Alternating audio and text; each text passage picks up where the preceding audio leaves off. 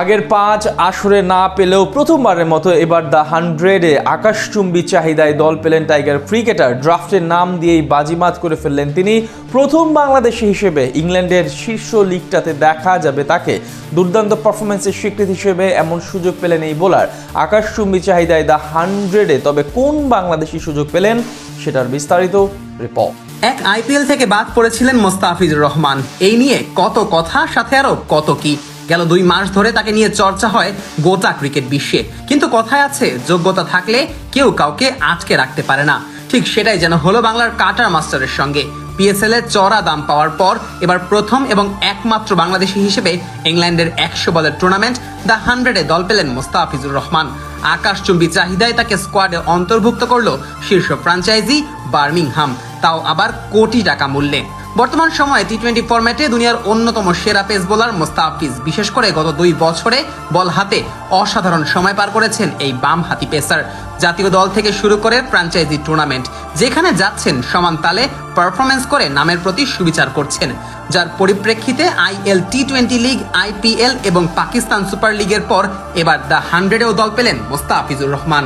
আজ লন্ডনে 2026 আসরের নিলামে তাকে 1 লাখ পাউন্ডে কিনেছে বার্মিংহাম ফিনিক্স, যা বাংলাদেশি মুদ্রায় 1,64,00,000 টাকারও বেশি। টি-20 হিসেবে স্বীকৃত 100 বলের খেলার দ্য 100 এবারই প্রথম খেলবেন মোস্তাফিজ।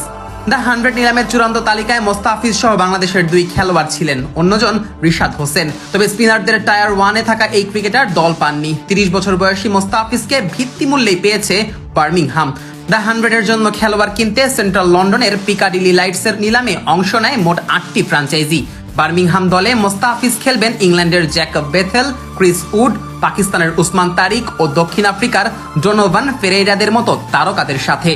প্লেয়ার ড্রাফট থেকে বেরিয়ে দ্য 100-এর নিলাম হলো এবারই প্রথম। বাংলাদেশের প্রথম ক্রিকেটার হিসেবে এই টুর্নামেন্টে খেলার হাতছানি মোস্তাফিজের সামনে। বেশ কিছুদিন ধরেই খবরের শিরোনামে ছিলেন কাটার মাস্টার। আইপিএল এর গত ডিসেম্বরের নিলাম থেকে 9,20,00,000 রুপিতে তাকে দলে নিয়েছিল কলকাতা নাইট রাইডার্স, কিন্তু বিসিসিআই এর অপেশাদার আচরণে বাদ পড়তে হয় তাকে।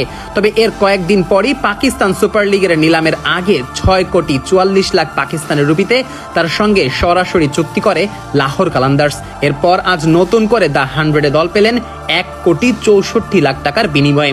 এখান থেকে পরিষ্কার বর্তমান দুনিয়ায় ঠিক কতটা কদর রয়েছে টাইগার এই কাটার মাস্টারের। গেল বছর 20টি আন্তর্জাতিক টি-20 ম্যাচে 26 উইকেট শিকার করেছেন মোস্তাফিজ। তার চেয়ে বড় কথা, তার ওভার প্রতি রানের খরচের হার ছিল কেবল 6.07, যা একজন পেস বোলারের জন্য অবিশ্বাস্য।